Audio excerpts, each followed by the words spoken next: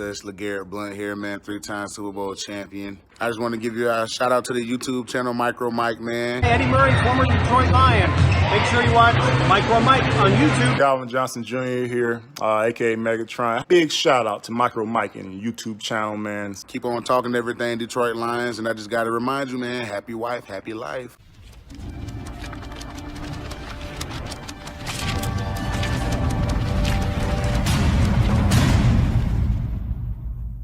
What's going on YouTube? This is your boy Mr. MicroMike, and today we're going to talk about the Detroit Lions versus the Green Bay Packers matchup analysis and prediction for a big-time game in the NFC North at Green Bay. Green Bay 1-0, Detroit 0-1. This game means a lot because a team can be undefeated and a team can be 0-2.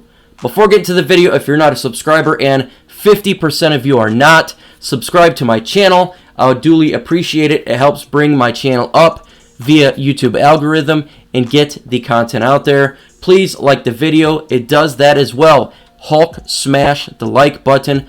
Thumbs it up. It brings it out via YouTube algorithm. I'm going against the legacy media, and I am just one guy on YouTube. With all that said, let's begin. We'll start with special teams for the Green Bay Packers. They have Mason Crosby. He had 2 field goals. 100% completion, both made it. Good job for him. They're punting J.K. Scott, 1 for 40, long of 40. Not too bad when you're punting one time. When it comes to special teams, they seem to be perfect right there. Obviously, in regards to punting, it was just 1 attempt. But 2 field goals made by Mason Crosby. Shout out to them. They were perfect. The Detroit Lions, special teams is as follows. Matt Prater, he had 3 field goals made out of 4, 75% completion, long of 44, 2 for 2 for the extra point. Punting, Jack Fox, 4 punts, 197, long of 55, average of 49.3. Very good job for him.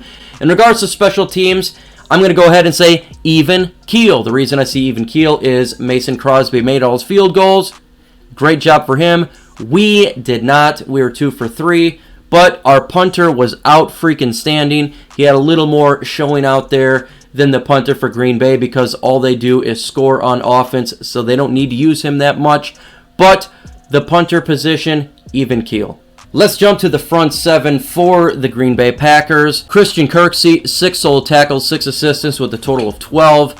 Kyrese Barnes, 5 with 2 assisted, total of 7. Rashawn Gary, 1-1 with a total of 2. Zadarius Smith, 2 tackles, solo, 0 assisted with a total of 2. Kenny Clark, 1-1 with a total of 2. Their front 7 had a little bit of issues against the Minnesota Vikings. They looked a lot better in the first half of the game compared to the second half. Obviously, when your offense is running up the score, the opponent's offense, when you're going against the defense, is going to attempt to do the same, and they're going to take more shots. The running game, they did stop Cooks for only 50 yards, so good for that. And guess what? Kirk Cousins did not go bananas, so not too bad front 7 for them. You still got to wait. Yes, there were some issues that they seen going forward, but not too bad. Let's jump to the front 7 for the Detroit Lions. They have Trey Flowers, 5 solo tackles, 1 assisted with a total of 6. They had Jelani Tavai, 3 solo, 1 assisted with a total of 4. Jared Davis, 2-2 with a total of 4. Linebacker Jamie Collins, 2-1 with a total of 3. He got kicked out of the game early on. Danny Shelton, 2-0 with a total of 2. Nick Williams, 1-0 with a total of 1. Romeo Okwara, 1 with a total of 1. And Christian Jones, 0-1. Deshaun Han, 1-0. When it comes to the front 7 for the Detroit Lions, a lot of issues was taking place. The Chicago Bears was running all over them. It felt like every single time they touched the football, it was a 6-7 yard gain. They were killing it on the ground. In the first half, the Lions did well, but just like the Packers game, the second half, the wheels fell off. I'm going to give this a 0.5 advantage for the Green Bay Packers just because this is week 1. I think that what I've seen from the Lions, there's issues on the front 7, but there was a little bit of issues for the Green Bay Packers as well. Let's go ahead and jump to the secondary for the Green Bay Packers. Their secondary is as follows. Safety, Darnell Savage. He had 3 solo tackles, 2 assisted with a total of 5. They have Kevin King. He had 4 solo with 1 assist, total of 5. Jari Alexander, 4 solo, 1 of 5, 1 sack, and 1 interception. Safety, Will Redmond, 2 solo, 1 assisted, total of 3. Shannon Sullivan, 2 for 1 with a total of 3. Safety, Adrian Arnos, 1 and 1 for a total of 2. And Kadar Holman, 1 and 1. The secondary a little bit got exposed, a little bit, but you're going against the Minnesota Vikings, who were behind and they had to catch up. What happens? You're going to throw the football a lot, as well as when you're behind because you're Aaron Rodgers putting a lot of points, the secondary is going to get hit a little bit as well. But they have 1 turnover, so good job there. You got to wait and see for a couple more weeks to really judge how the team's going to look in regards to the secondary. The Lions secondary is as follows: 8 solo tackles, 1 assisted for a total of 9. 4, Tracy Walker. Will Harris, 5 with a total of 5. Deron Harmon, 4, 1 assisted with a total of 5. Amani Awarie, 4 and 0. Tony McRae, 4 and 0. Desmond Trufant, 2 and 0. He went out during an injury. Darryl Roberts, 2 and 0. Coleman was out due to injury. The Lions secondary had a bad game due to the injuries. The injuries were really piling up. Jeff Okudah didn't play. Desmond Trufant went out. And number 3, Coleman went out. When those 3 went out, the wheels fell off. It's undetermined how I want to compare the secondary to them. The issues mounted for sure, and the issue is injury. Right now, I'm going to say this is, if the injuries continue, 2-point advantage for the Green Bay Packers. We'll have to wait for the injury report. If they play, then it's even keel, but right now I have a feeling some of these guys are not going to play. So I'm going to go ahead and give it a side on the absolute worst with a 2-point advantage, expecting some of the guys not to play. Let's go ahead and jump to the offense, and we're going to start with the Green Bay Packers. The Green Bay Packers quarterback is Aaron Rodgers, and he had 32 completions for 44 attempts, 72.7 completion percentage, 364 yards, average 8.3, long of 45, 4 touchdowns, 0 interceptions, 0 sacks, QBR of 91.8, and a rating of 127.5. Aaron Rodgers had a fantastic game. He lit it up. He looked like Aaron Rodgers of old. And you're going against a defense that is very hurt. This is looking great. If you're a fantasy owner of Aaron Rodgers, put that in mind. He had a great game, and I think he's going to have another good one. The Detroit Lions quarterback is Matthew Stafford, and he looked like 24 completions, 42 attempts, 57.1 completion percentage with a total of 297 yards, average of 7.1, long of 32, 1 touchdown, 1 interception, 1 sack, a QBR of 48.2, rating of 77.2. Given the fact that he's going against the Chicago Bears defense that is a little bit better in my opinion, it's understandable. But here, he had a decent game, not too great. He missed a couple of passes. I still give him a bad score in regards to the game itself. I felt like that he could do better, and he can do better. With that said, I'm going to go ahead and give the advantage to the Green Bay Packers, Aaron Rodgers, with a whopping 2-point advantage here. It's home field advantage. Aaron Rodgers lit it up, and we have some issues in regards to our offensive weapons. 2-point advantage for the quarterback position. Let's jump to the running back position for the Green Bay Packers. They had Aaron Jones for 16 attempts for 66 yards, 4.1 average, long of 15, and 1 touchdown. Tyler Ervin, 3 attempts for 38 yards, 12.7 average, a long of 21. And Jamal Williams, 7 for 21 with 3.0 average and a long of 5.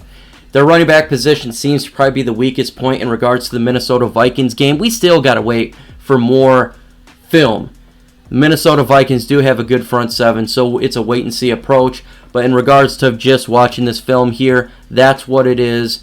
And they could have had a better performance, but the offensive weapons on the wide receivers were balling out. The Detroit Lions rushing is as follows. We had Adrian Peterson for 14 attempts for 93 yards, 6.6 average, 21 long, 0 touchdowns. Kerryon Johnson 7 for 14, an average of 2 yards, 5 long. And DeAndre Swift 3 for 8, 2.7, and 1 touchdown. The running game simply rolls on Adrian Peterson. He was the best back here. He was really looking very good even for 35. He was destroying the defense. They should have gave him the ball at the end of the game more. To me, I'm going to give this a 1-point advantage for the Detroit Lions because Adrian Peterson looks really, really good. Let's jump to the wide receivers for the Green Bay Packers. Their wide receivers is as follows. Devontae Adams with 14 on 17 targets, 156 yards, 11.1 average, 2 touchdowns, long of 40. Wow, great job. Marquez Valdez-Scantling, 4 for 6, 96 yards, average of 24, 1 touchdown, long of 45. Alan Lazar, 4 for 4, 63 yards, 15.8, 1 touchdown, and Jamal Williams was 4 for 4 for 21. Their wideouts, wide receivers, not necessarily all wide receivers, did absolutely fantastic. Devontae Adams looks all pro again. He's looking fantastic. Their wide receivers got the ball. I think that was an issue for the offseason for them. How would they look? They looked fantastic. The Lions have their hands full. The Detroit Lions wide receiver as follows. Kenny Galladay was out during the game, so he will be questionable. But for the game that we've seen, they had Danny Amendola for 5 for 7 for 81 yards, 16.2 average. Marvin Jones Jr., who was 4 for 8 for 55 yards, a 13.8. Quintez Cephas, 10 for 43. Marvin Hall, 1 for 2 for 26. The Lions wide receiver core dropped a major dump in this game. They did not look great. They missed Kenny Galladay. We had some good catches. Cephas had some good catches. Amendola had some good catches, but there was some drops as well. Advantage for the Green Bay Packers of 2 points. Let's go to the tight ends of the Green Bay Packers. Josiah Dugara, he was 1 for 2 for 12 yards. The tight ends didn't really do a whole lot, but why do you need them to do a whole lot in regards to your wide receivers going up there? But I do still have to judge it from the film. That's what he got. Not a whole lot there to speak of. The Detroit Lions had tight end TJ Hockenson. He was 5 for 5 for 56 yards and 1 touchdown, long of 24. TJ Hockenson looked really, really good for the Detroit Lions. He was always open, catching everything, got a touchdown. Massive shout out to TJ Hockenson. I'm going to give this a 2-point advantage for the Detroit Lions for the tight end position. Night and day. The tight end, TJ Hockenson himself, looks good. Let's go ahead and go to coaching. The Green Bay Packers have Matt LaFleur. He has done an absolutely good job. Great job for the Green Bay Packers. Starting the season 1-0. Great way to start the game. Great game plan that they did against the Minnesota Vikings with a W there. Nothing but good to say about what they've done. The Detroit Lions have Coach Matt Patricia. He has done absolutely bad for the Detroit Lions. His record shows it. We lose every single time on week 1. We've had a losing record throughout the season. I'm going to give this a whopping 3-point advantage for the Green Bay Packers in regard to coaching. The coaching is night and day, 1 good and 1 bad. In regards to analysis, here's the analysis here. The Green Bay Packers seem to have advantages through both defense and offense and coaching. No doubt about it, their team is much prepared, much positioned to win. They have the home field advantage. Their offense looks great. Their defense looks decent. Not right now what you wanted their defense to look at, but again, they went against the Minnesota Vikings. The Detroit Lions defense look abysmal. They look like they have a lot of issues. The Lions offense has a lot of issues and injuries. Right now, when it comes to prediction, I'm going to give the Green Bay Packers the win. So if my final score prediction is in favor of the Packers of 34-27, yes, 34-27, the Green Bay Packers with the victory. Tell me what you think I did right, what you think I did wrong. Give me your predictions, Packers fans, Lions fans. Put in your winning predictions with the score. Let me know. Adios.